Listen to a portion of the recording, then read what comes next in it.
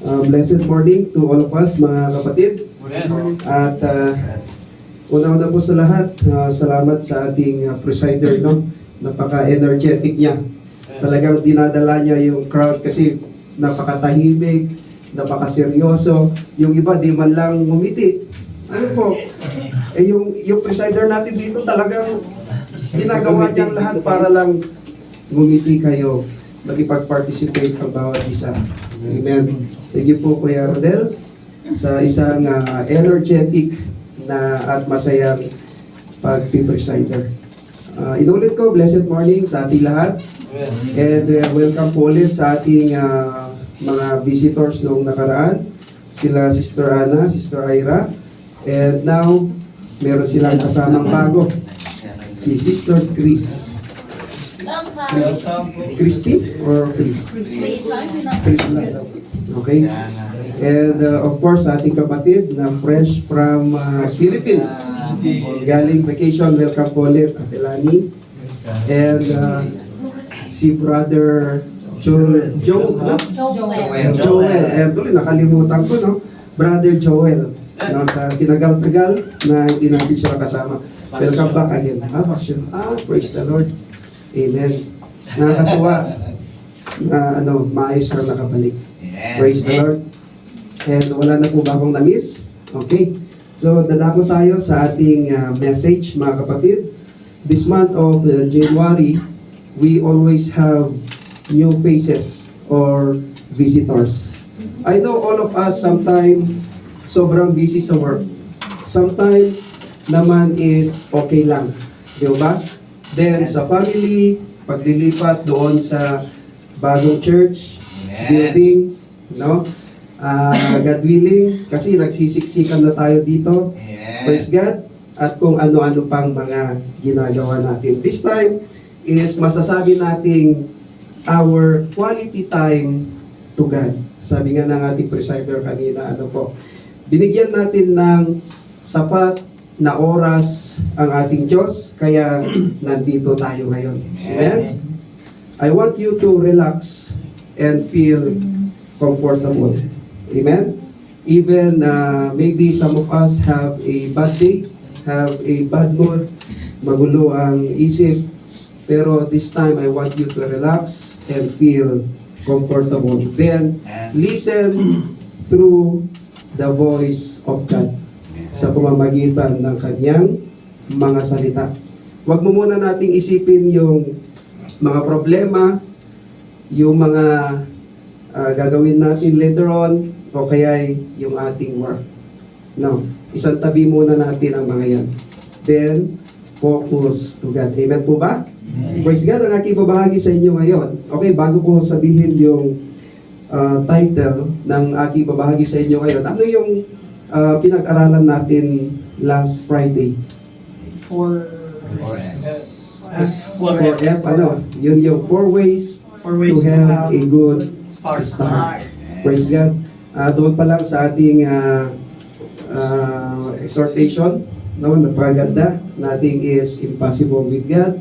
And doon sa ating call to worship, and doon sa ating praise and worship. Busog na po tayo. Spiritually. Amen?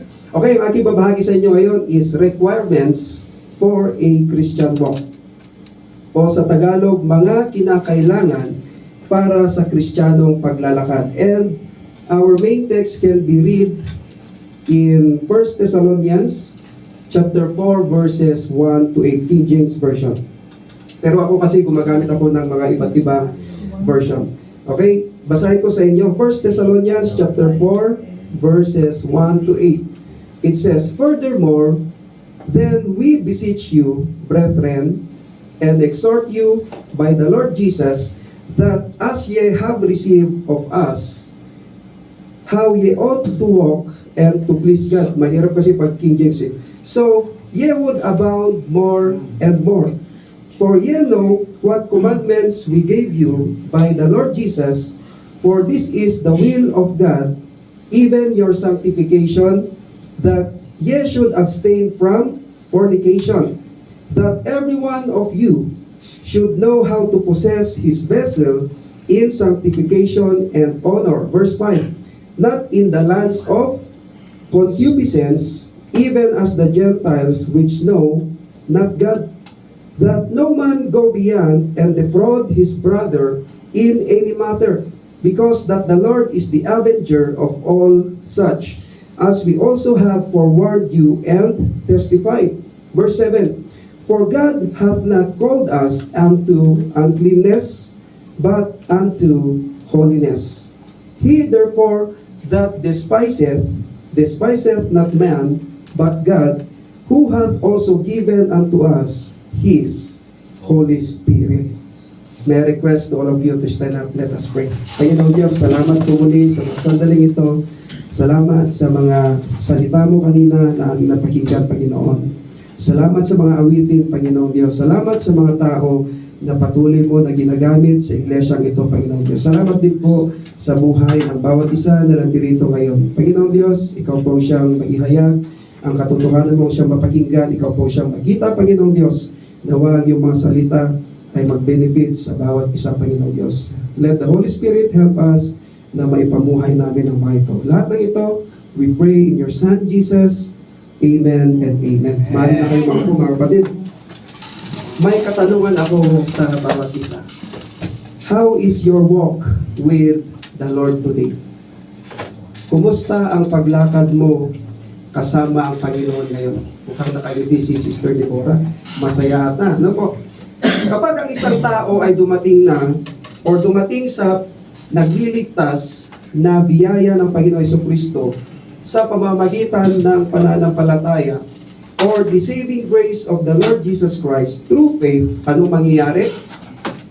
Ang bagong nilalang ay dumating na sa Kanya at ang lumang pagkatao niya ay nawala na. Ano po? Lagi nating binabanggit yung 2 Corinthians chapter 5 verse 17. Pero tandaan din natin mga kapatid, ang pagbabago ng Diyos sa iyo o sa isang tao na tumanggap na sa Panginoong Hesus bilang kanyang Panginoon at tanging tagapagligtas sa kanyang buhay is not a one-time event. Hindi, porque tinanggap mo ng Panginoong Hesus ngayon, kinabukasan o kinagabihan, bagong-bago ka na talaga. Ano po? It's not a one-time event, kundi proseso yan. Amen? Now, habang nasa proseso ka ng pagbabago ng Diyos sa buhay mo, ay dapat mayroong level up or progress at mayroong pagbabago ng buhay na ini-expect o inaasahan ng Diyos mula sa isang Kristiyano o tumanggap na sa Panginoong Jesucristo. Amen? Dapat may progreso at pagbabago sa buhay ng isang tumanggap na sa Panginoong Jesucristo.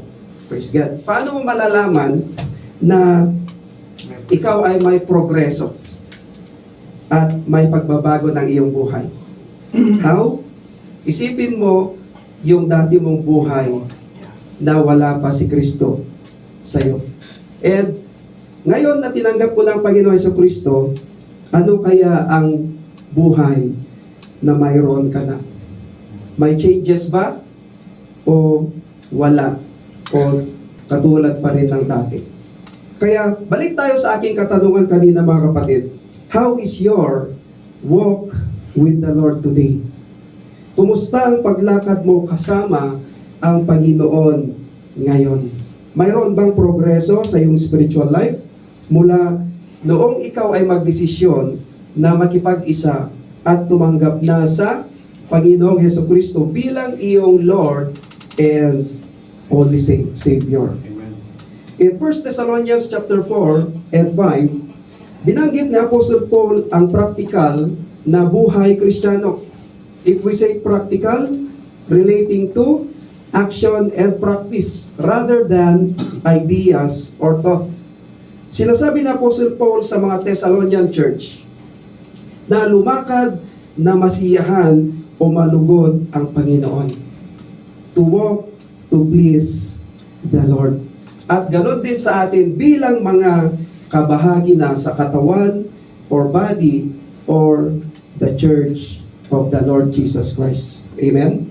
Let me read to you again in our main text, the first verse of 1 Thessalonians chapter 4. It says, "Furthermore, we beseech you." Beseech means beg. "Furthermore, we beseech, we beg you, brethren, and exhort." Exhort is stronger than encourage, to command. Okay? "And exhort," or to command you by the Lord Jesus, that as ye have received of us how ye ought to walk and to please God, so ye would abound more and more. Sinasabi ni Apostle Paul na sa mga taga-Thessalonica or Thessalonian Church na sa isang banda na nakikiusap siya sa kanila, ngunit iniuutos rin niya ito sa kanila. Ano yon? Na lumakad na malugod ang Diyos. Kung sa English, ganito, Paul says, "I am begging you, but I am commanding you also to walk to please God." Sinasabi rin na Apostle Paul sa mga taga-Colossus or Colossian Church, Colossians chapter 2 verse 6, it says, "So then, just as you received Christ Jesus as Lord, continue your lives in Him." Kaya hindi lang nagtatapos sa pagtanggap lang sa ating Panginoong Jesus. Yan yung first step pa lang. Kundi patuloy tayong mamuhay ayon sa mga salita ng Panginoong Jesus at paglingkuran na siya. Amen? Kung siya ang ating Lord or Master ng ating buhay ngayon, pag sinabi natin Jesus is our Lord, our Master, anong ibig sabihin? Ibig sabihin, siya na ang sinusunod mo o ang pinaglilingkuran mo. Hindi na ang iyong sarili, ang iyong Lord o ang iyong Panginoon o ang sinusunod mo, kundi si Jesus na. Amen? The question is, sino sinusunod natin ngayon? Praise God! Kaya ang ating buhay Kristiyano ay inihahalin tulad sa isang paglakad kasama ang Diyos. Our Christian life is compared to walk with God. Magbigay ako ng mga taong lumakad kasama ang Diyos doon sa lumang tipan. Katulad ni Enoch. Enoch walked with God. You can read that in Genesis chapter 5, verses 22 to 26. Si Noah, lumakad kasama ang Diyos. You can read that in Genesis chapter 6, verses 9 to 18. Si Abraham, ang Diyos mismo ang nagsabi sa kanya na lumakad siya sa harap ng Diyos ng tapat at walang kapintasan. You can read that in Genesis chapter 17, verse 1. Now, dito naman sa New Testament, si Apostle Paul ay nagsasabi na lumakad upang palugdan ang Diyos. Paul is telling, including us, not only to the Thessalonians or Colossians church, to walk to please God. Again, balik tayo sa aking katanungan. Kumusta ang paglakad mo kasama ang Panginoon? How is your walk with the Lord today? Pagewang-gewang ba? Or ano yung sa Arabic? Sida. Diretso. Ano ba? Isipin mo ang isang bata na lumalaki at natutong maglakad. 'Di ba? Sa una hindi yan makatayo at hindi makapaglakad. Kung makapaglakad man ay hindi siya makapaglakad ng diretso at hindi siya makapaglakad ng malayuan. Why? It takes time, 'di ba? Kailangan ng panahon at lakas upang matutong lumakad ng diretso ang isang bata. Okay, ito na yung ating mga points, mga kapatid. Requirements for a Christian walk. Mga kinakailangan para sa Kristiyanong paglalakad. Number 1, walking requires life. Ang paglalakad ay nangangailangan ng buhay. Why? Dead people cannot rise up and walk. Ang mga patay ay hindi maaaring bumangon at makalakad. Tama? Sa ating spiritual life, Maraming tao ang nagsisikap na lumakad sa spiritual, ngunit hindi sila makalakad dahil sila ay patay sa spiritual. Many people try to walk spiritually, but they cannot walk because they are dead spiritually. Again, why? Pumupunta lang sila sa simbahan, pero pagkatapos ay balik ulit sa makamundong gawain at kasalanan. Kung routine na ng isang tao ang pumupunta sa simbahan, ay maaring hindi siya magtatagal sa simbahan kung yung routine niya is ganun lang. Ang iba nga dumadalo, pero natutulog lang din naman sa loob ng simbahan during preaching. Tapos mag-aamin na lang kapag tapos na yung preaching, no? Amen! Praise God! Tignan mo nga yung katabi mo. Busy boy. Praise the God! Pag-gising lang yun, mga kapatid, ha? At ang iba ay, eto mas matindi. At ang iba ay hindi na tinatablan ng Word of God. Sorry to say that. Kung may conviction man ng Holy Spirit ay ini-ignore niya lamang ito. At patuloy pa rin sa kanilang maling ginagawa o maling relasyon. If we need to have a good Christian walk, kailangan nating maging patay sa kasalanan. Not spiritually dead. Dapat buhay na buhay kay Kristo. Amen? Ano ibig sabihin? Namumuhay sa salita ng Panginoon at sa kanyang mga halimbawa. Amen? Kung ganyan ang pamumuhay natin, mga kapatid, ibig sabihin, ginagabayan tayo ng banal na espiritu sa ating paglakad bilang Kristiyano. Praise the Lord. Ano nga ulit ang sinasabi ni Apostle Paul sa ating main text? In 1 Thessalonians chapter 4, verses 1 to 2, it says, "Finally, then, brothers, we ask and urge you in the Lord Jesus, that as you receive from us how you ought to walk and to please God, just as you are doing, that you do so more and more. For you know what instructions we gave you through the Lord Jesus." Smile lang, mga kapatid, ha? Itong mga taga-Thessalonian Church ay ginagawa o sinusunod na nila ang itinuturo nila Apostle Paul na mamuhay na maging kalugod-lugod sa Diyos. Yung buhay na lumalakad at nakalulugod sa Diyos. Amen? The life that walk with God. At dito ay inaatasan sila ni Apostle Paul na mas lalo pa nila itong pag-ibayuhin. Sabi nga sa ating binasa, that you do so more and more. Na pag-igihan pa nila ang paggawa o paglakad ng buhay araw-araw na nakalulugod sa Diyos. And in verse 8, sa ating main text din, it says, "Therefore, whoever disregards this, disregards not man, but God, who gives His Holy Spirit to you." Kung sa Tagalog, ang sinumang hindi sumusunod sa mga utos na ito, sabi ni Apostle Paul, ang utos ng ating Panginoon Jesucristo na itinuturo nila sa kanila ay hindi sa tao sumusuway, kundi sa Diyos na nagbibigay sa inyo ng kanyang banal na Espiritu. Amen? Kaya ang tao hindi sumusunod sa utos ng Panginoong Jesucristo ay sumusuway kanino? Sa Diyos. Amen? Bagamat sila Pablo ang nagtuturo at sila ay walang banal na espiritu.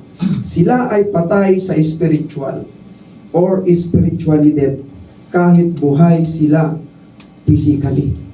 Yan yung literal na walking zombies. Buhay physically pero patay spiritually. Romans chapter 6 verse 11, sabi rin ni Apostle Paul, "In the same way, count yourselves dead to sin, but alive in God in Christ Jesus. Now, how is your Christian walk today?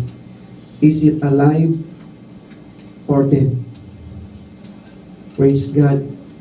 Number 2, requirements of a Christian walk. Number 2, walking requires growth.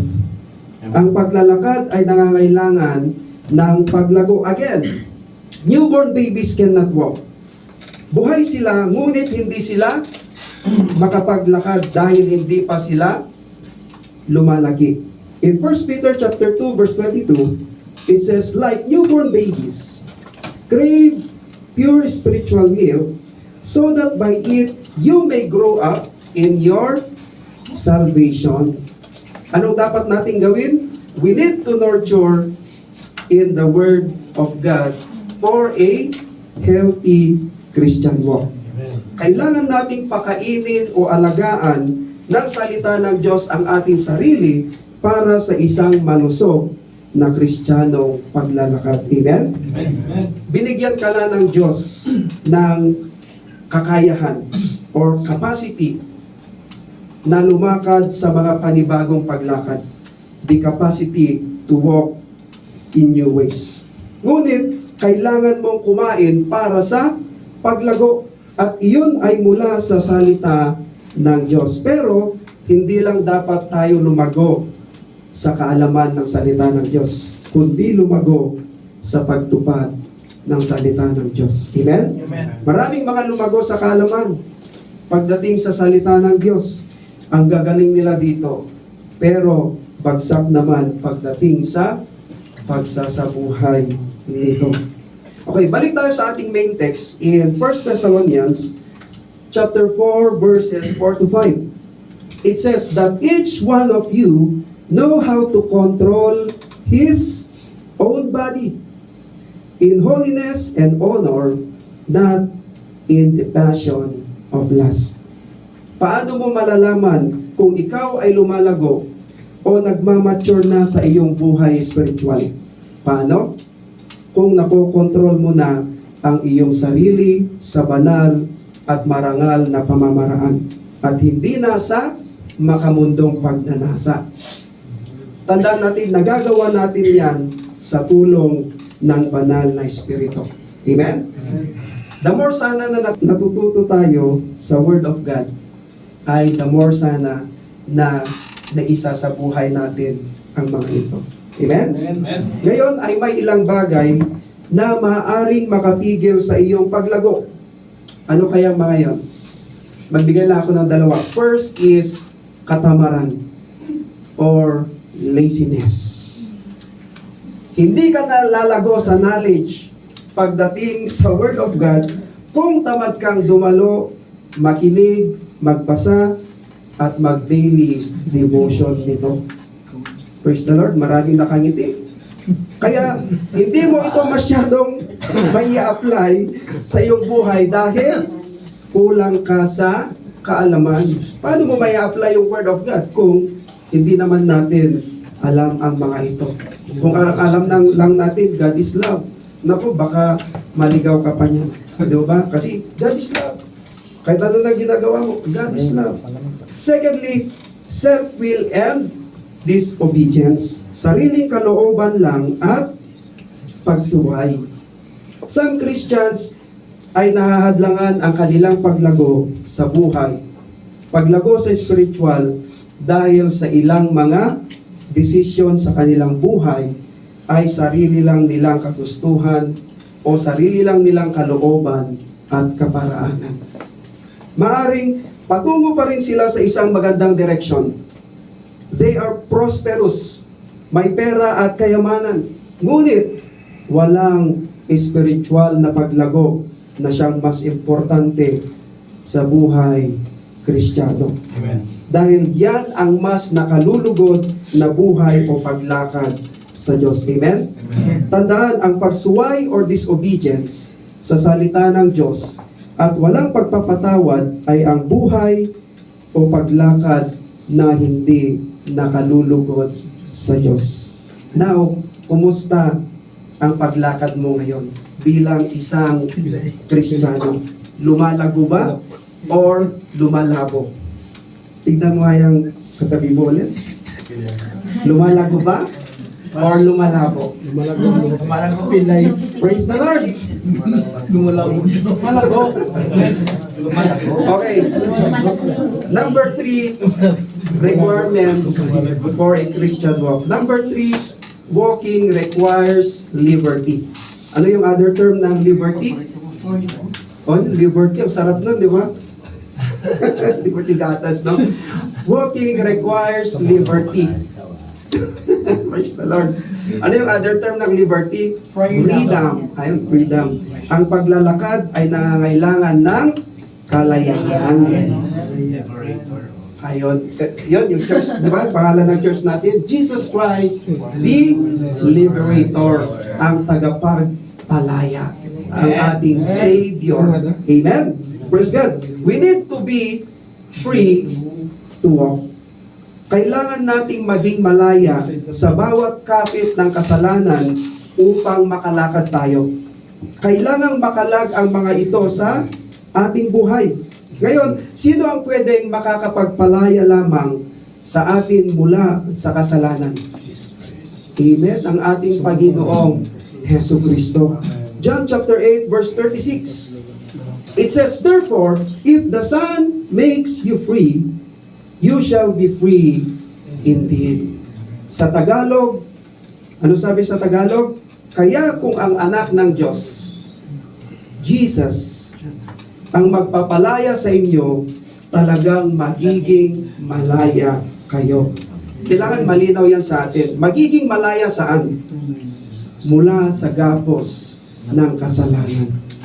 Ang Panginoong Hesus lamang ang makakapagtubos niyan sa atin kung tinatanggap mo siya bilang iyong Panginoon at tanging tagapagligtas ng iyong buhay.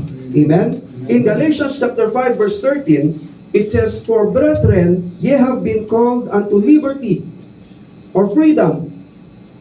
Only use not liberty for an occasion to the flesh, but by love serve one another. Tandaan natin mga kapatid, ang liberty or freedom o kalayaan na ipinagkaloob sa atin sa pamamagitan ng Panginoong Hesus ay huwag nating gagamiting license para sa paggawa ng kasalanan o pagsunod sa ating sariling pagnanasa dahil malaya ka na dyan. Amen? Hindi malayang gumawa ng kasalanan. Ano sinasabi sa ating talata? But by love, serve one another. Gamitin natin ang kalayaan para sa pagmamahalan at pagtutulungan sa bawat isa. Balik tayo sa ating main text in 1 Thessalonians chapter 4 verse 3 hanggang sa pagpapatuloy ng mga scriptures. It says, for this is the will of God, your sanctification, but you abstain from sexual immorality. Dapat sa ating pagpapatuloy mga kapatid, sa paglakad ng ating buhay Kristiyano, ay lumalayo o umiiwas, or sa Ingles, ano ginamit doon? Abstain. Abstain, lumalayo o umiiwas na sa mga sexual na immoralidad. Doon sa verse 4. Not in the passion of lust, who do not know God. Hindi sa makamundong pagnanasa ng mga hindi kumikilala sa Diyos. Doon sa verse 5. Dahil pagdating sa verse 6, ano sabi doon? Upang sa ganon, hindi kayo makakagawa ng masama o mananamantala ng kapwa. Dahil paparusahan ng Diyos ang sinumang gumagawa ng mga ito. Tulad ng sinabi at pinaalala namin sa inyo noon pa. Tandaan na tinawag tayo ng Diyos. Tingnan natin sa verse 7. Paano tayo tinawag ng Diyos? Tinawag tayo ng Diyos ng ganito. Verse 7, tinawag tayo ng Diyos para mamuhay sa kabanalan, hindi sa kahalayan. For God has not called us for impurity, but in holiness. Amen. Now, how is your Christian walk? Lumalakad ka ba sa kabanalan o kahalayan? Nakagapos ka pa rin ba sa isang kasalanan o malaya ka na dito? Saan mo ginagamit ang kalayaan na mula sa Panginoon? Okay, point number 4 natin. Hanggang point number 6 lang naman tayo. Point number 4, walk in requirements for a Christian walk. Number 4, walking requires light. Can you repeat the word light? Ang paglalakad ay nangangailangan ng liwanag. Nasubukan mo na bang maglakad sa loob ng bahay na walang ilaw? O kaya sa gabing madilim? Hindi tayo makakalakad ng walang liwanag dahil maaari kang mapahamak, maaari kang mauntog, no? Madulas, makahawak o makaapak ng mga matutulis na bagay. Tama? Tamtas pala, no? Praise God. In John chapter 8 verse 12, Jesus says, I am the light of the world. Whoever follows me will not walk in darkness, but will have the light of life. LOL. Praise the Lord. Jesus is the light of the world, and we can walk in the light in the midst of a dark world. Kaya kung lumalakad tayo ayon kay Kristo, sa pamamagitan ng kanyang mga salita at mga halimbawa, ay hindi tayo maliligaw. Amen? Amen. Hindi tayo lalakad sa kadiliman o kasinungalingan, sapagkat bibigyan niya tayo ng direksyon sa buhay. Amen? Now, how is your Christian walk? Are you walking in the light or in darkness? Praise the Lord. Okay, number 5. Requirements in Christian walk. Number 5, walking requires progress. Ang paglalakad ay nangangailangan ng progreso o pag-unlad. Di ba ang paglalakad ay mula sa isang destinasyon patungo sa isang destinasyon. Alam nyo yung treadmill? Di ba yung treadmill sa gym? Kahit takbo ka ng takbo doon sa treadmill, lakad ka ng lakad doon sa treadmill, saan ka nakarating? Same pa rin, no? Doon ka pa rin. Maraming mga Kristiyano na sinusubukan nilang maglakad, nag-i-effort sa kanilang sarili, ngunit nasa parehong kalagayan, hindi makalaya sa kanilang comfort zone. Walang progreso o walang pag-unlad. No progress. In 1 Timothy chapter 4 verse 15, it says, be diligent in these matters. Give yourself wholly to them, so that everyone may see your progress. Are you making progress spiritually? Amen. Mahalaga na dapat makita natin kung may mga progreso sa ating buhay spiritual sa nakaraang taon, sa nakaraang buwan o araw. Dahil mahalaga na makita ng iba na tayo ay umuunlad sa ating buhay spiritual. Amen? Amen. Sa ating pag-uugali, sa ating pananalita at pag-iisip. Dahil alam nyo, bilang mga Kristiyano ay maraming mga nakatingin sa atin bilang isang halimbawa. Ano po? Yung iba naman ay inaantay lang yung pagbagsak mo at hindi yung pagprogreso mo. Praise God. Now, how is your Christian walk? Is it progressive? Patuloy na lumalago? O pabuti ng pabuti? O paganda ng paganda?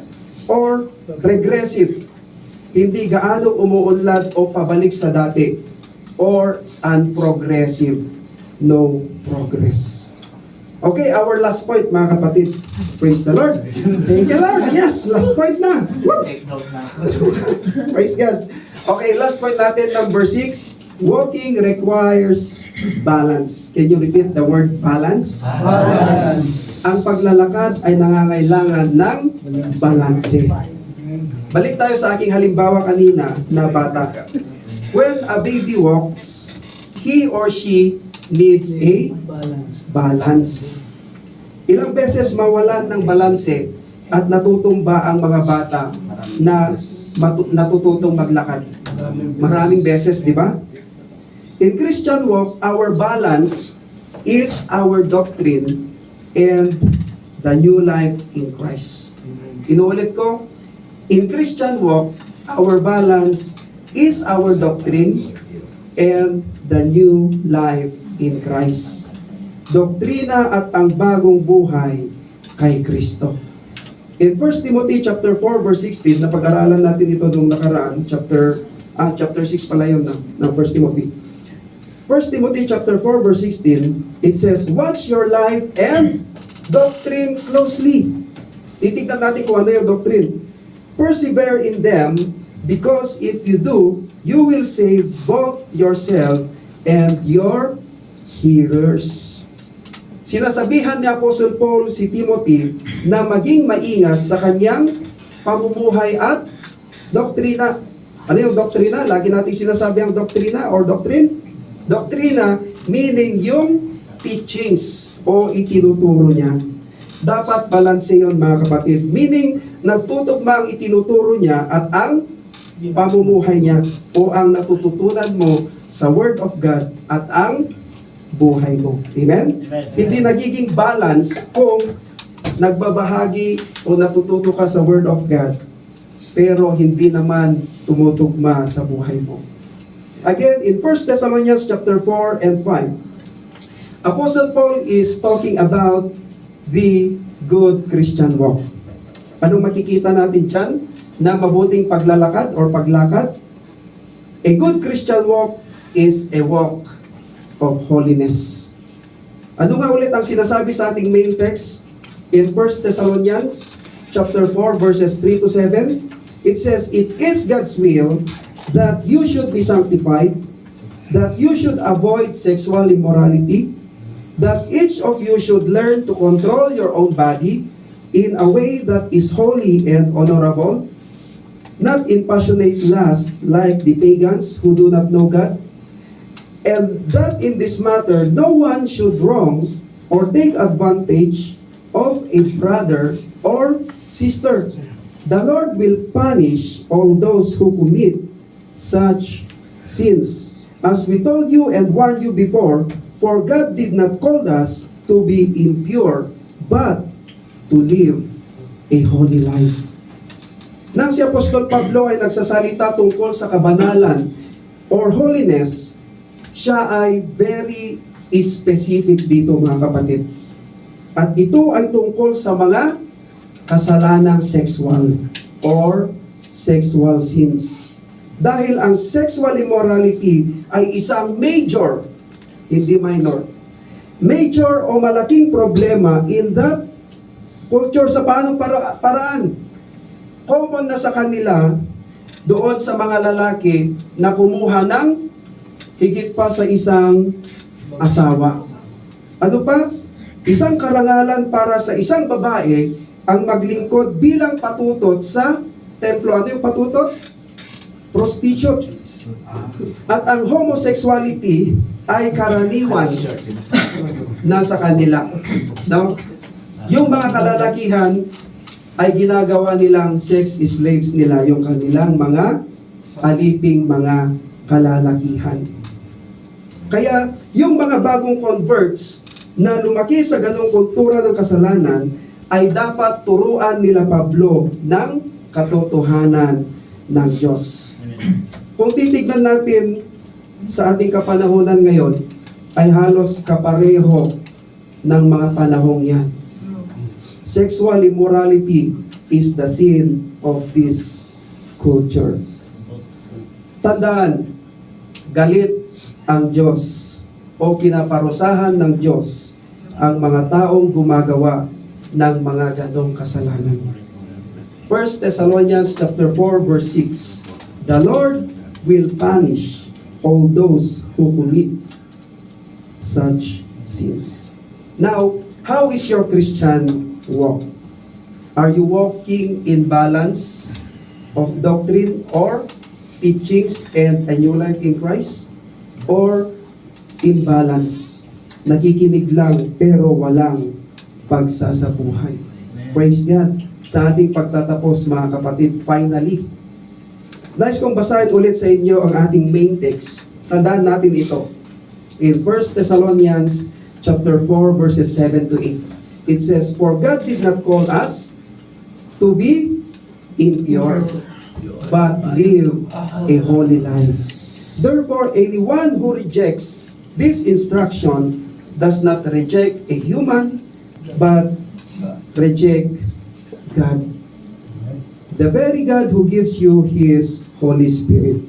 It is very clear mga kapatid sa kanyang mga salita.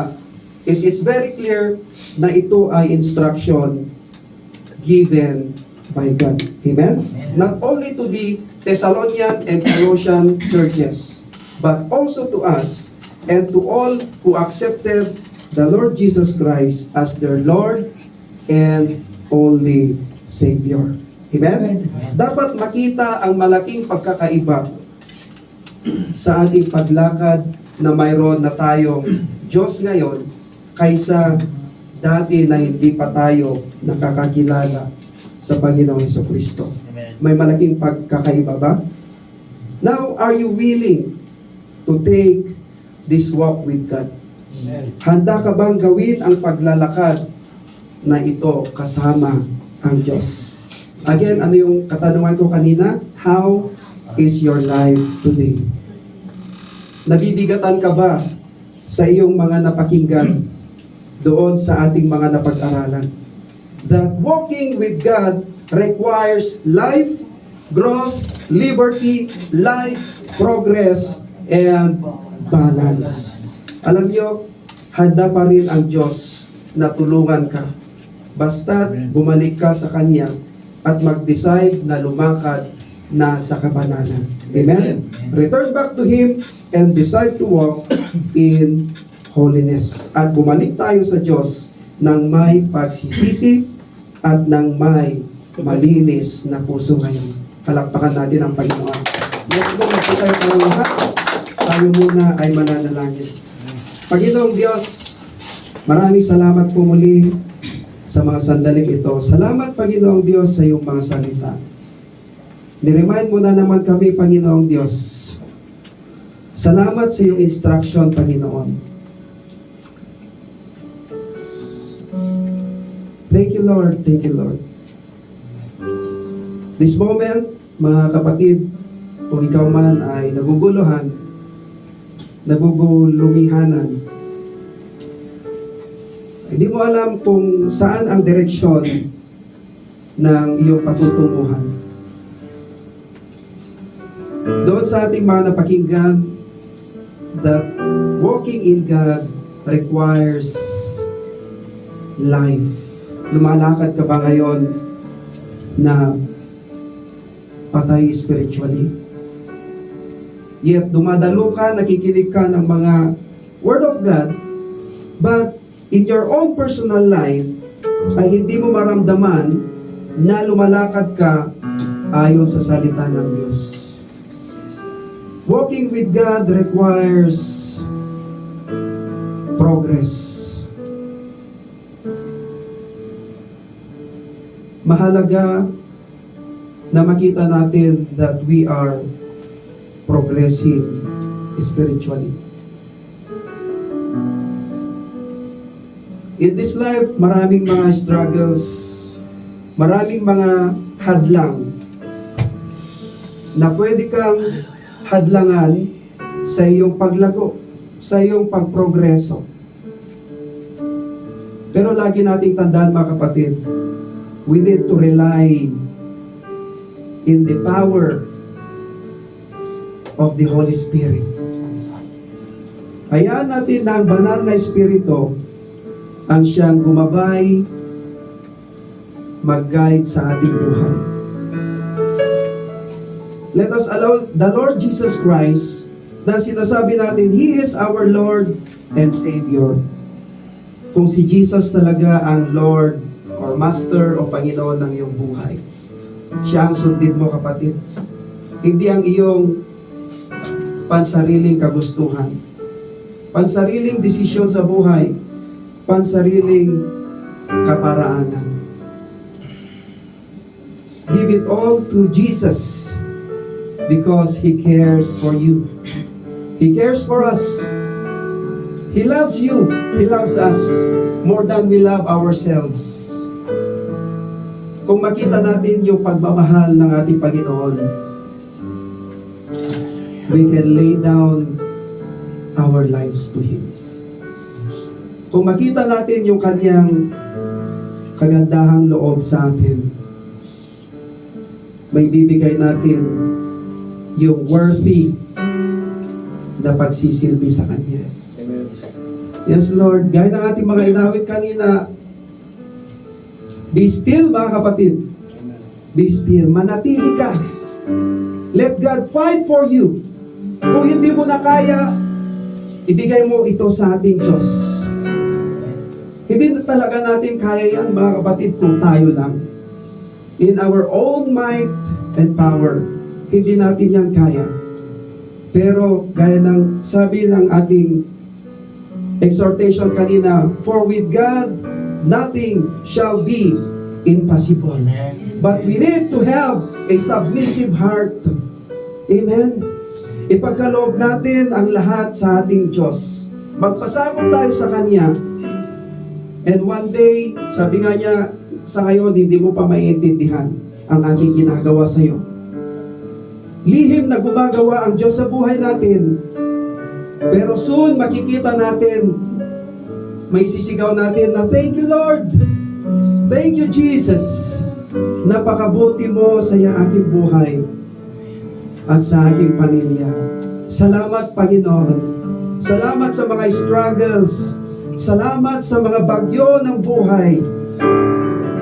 Dahil sa mga yan, nakita ko ang liwanag. Nakita ko ang kabutihan ng Diyos. Nakita ko ang pagmamahal ng Diyos sa aking buhay. Na sa kabila ng mga ito, sinasamahan niya tayo, mga kapatid. Praise the Lord. Napakabuti ng ating Diyos. Salamat, Panginoon. Napakabuti mo. Sinasamahan mo kami. Patuloy na sinasamahan mo kami. Even in our sa aming weaknesses. Even sa pinakamalungkot na bahagi ng aming buhay. Nandiyan ka, sinasamahan mo kami, Panginoon Diyos. Maraming salamat, Panginoon. Napakabuti mo sa aming buhay. This time, mga kapatid, you can talk to God, you can ask God, ano ba yung struggles mo ngayon? Ano ba yung nagpapabigat sa kalooban mo ngayon? Nagpapagulo sa kalooban mo ngayon? Sa isipan mo?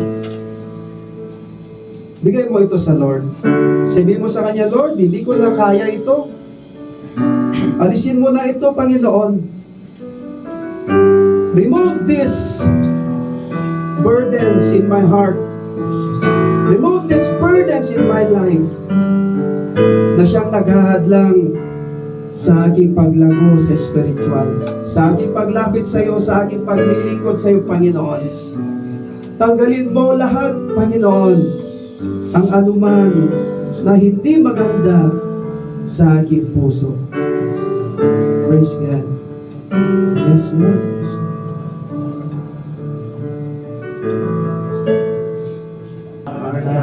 Palakpakan natin ang Panginoon. Amen, amen, amen. Praise God. Kaya akin po ibinabalik sa ating guwapo ng presido, Kuya Rodel.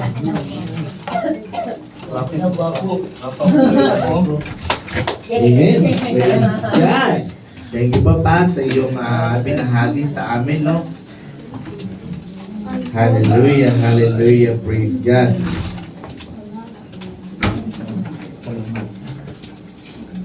Amen. Tayo po ba ay may take note? Meron po ba tayong natandaan sa mga binanggit ng ating mahal na pastor? Amen po ba? Amen. Amen. Kung gayon po, ano po yung unang requirement ng isang Kristiyano? Buhay. Life. Ang pangalawa po ay grow. At ang pangatlo, liberty. Hindi po liver spread, liberty. And ang pang-apat, light. Ilaw. At ang pang-lima, at ang pang-anim, at ang pang-pito ay yung pinahimik natin na be still. Amen. No? Kung sabi nga ni Pastor, kung hindi natin kaya, be still. Manatili lang tayo. Huwag tayong kikilos and let our God's power and goodness work in us. Ano po? Amen po ba? Amen. So ngayon po ay dahil po marami tayong pagpapalang natanggap, no? Amen po ba? Amen. Hallelujah. Ako po ay nagpapasalamat unang-una dahil ako po ay binigyan ng pagkakataon. Ako po ay inassign ng ating kapatid na si Bro Glenn para ako ay mag-preside today, no? Medyo matagal-tagal po ako bago nag-preside, no? Usually po kasi tinatanggihan ko po siya. Sige po. Marami po kasi, huwag po kayo mag-alala.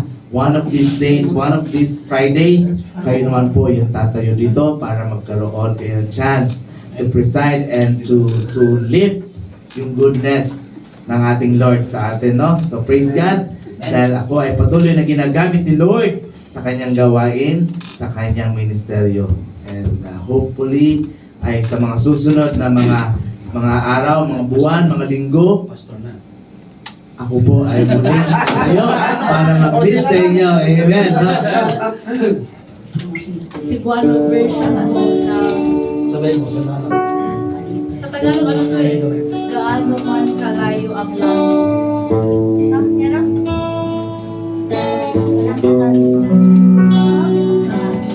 Isip ko lang. Sa Tagalog. Kawang puso ka na Ay, ikaw na lang. Ibayo na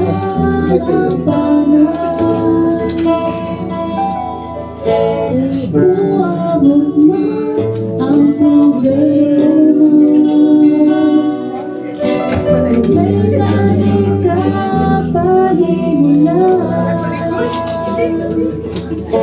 Problema ikakumpara Sa iyong naman Minsan pa, ulitin natin, sabay-sabay tayo yung mga misaya dyan Ikaw ang puso ka na ako Kalibay o kalamparan Mahuabot man ang problema Wala'y narita paghimulan Wala'y maikakumpara sa imong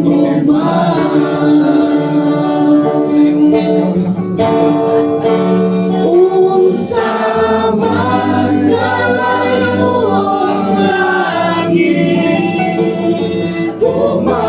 Tumamuara sa tanan Muluhod ako sa tiyan mo Pagsimba kanimo, O Diyos Unsa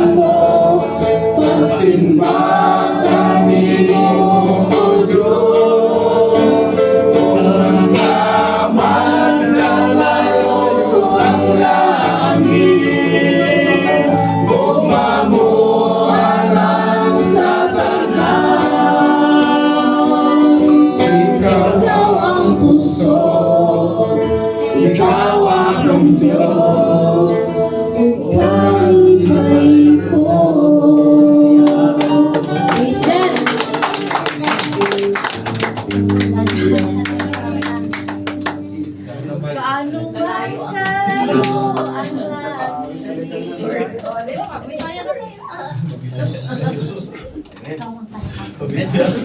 Yes, medyo upo muna po tayo. Excited lang po.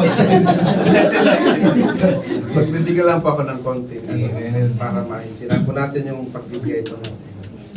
So sabi po sa 2 Corinthians, which is mentioned also by Brother Clint last time, 2 Corinthians chapter 9 verse 7. Each of you should give what you have decided in your heart, Amen. not reluctantly or under compulsion, for God loves a cheerful giver. So, may dalawang points lang po akong i-share. So, ang ibig po sabihin is, beyond mere obligations po, hindi tayo inobliga na magbigay. Pero, the blessings that we receive, and the blessings and that all that we have now, is for the Lord. Amen. Totoo po ba, mga pera natin para kay Lord? Or yung buhay natin para sa Kanya din po, di ba? So all that we have is coming from God. And it is our obligation, hindi tayo inobliga, pero it is our obligation to bring it back to Him. Kasi sabi po doon sa ano is, when we unlock the doors, more blessings will come. Amen. And more good.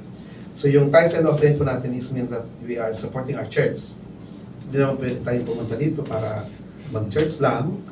Tapos, siyempre may mga gastusin. So we have to contribute. And ang pagpunta po natin dito is to praise God.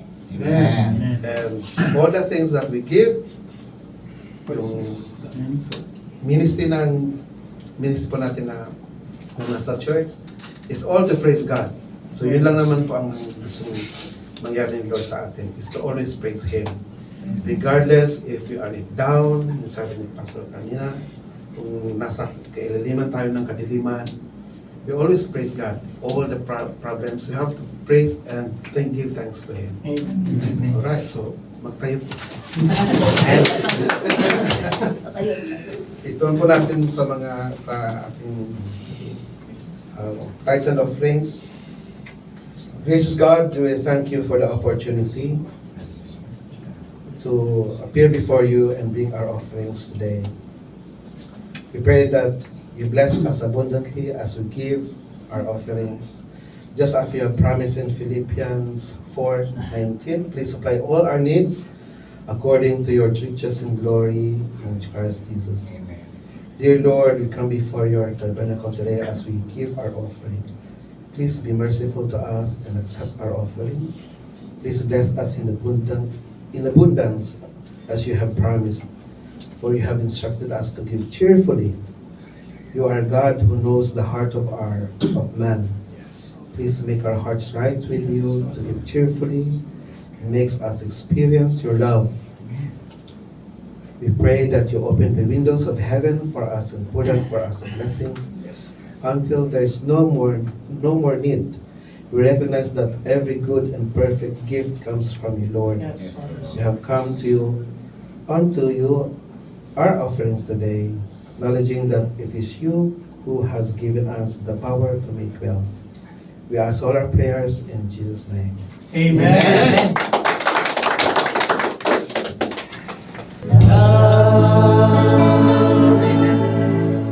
Manatili tayong nakatayo, mga kapatid. Romans chapter 15 verses 5 to 6. Benediction of encouragement to endure. It says, may the God of endurance and encouragement grant you to live in such harmony with one another in accord with Christ Jesus, that together you may with one voice glorify the God and Father of our Lord Jesus Christ. Let us raise our hands to receive the grace and blessing of our God. Panginoong Diyos, maraming salamat po muli sa mga sandaling ito. Salamat, Panginoong Diyos, sa isa na namang matagumpay na gawain, Panginoong Diyos. Nawa sa mga sandaling ito, Panginoon, lahat na nandito ngayon, kami lang aming buong pamilya, pagpalain mo po, Panginoong Diyos. Pakaingatan mo po, Panginoong Diyos. Ganun din po sa aming mga kapatiran na wala po yung kanilang presensya dito sa mga sandaling ito. Saan man sila naroroon, ano mga kadahilanan,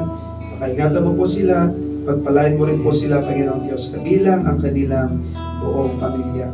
Maraming salamat po muli, Panginoong Diyos. Hanggang sa muli, patuloy mo po kaming samahan sa ano pang aming mga gagawin sa aming buhay, Panginoong Diyos. Lahat ng ito, we pray in the name of the Father, and of the Son, and of the Holy Spirit. Amen.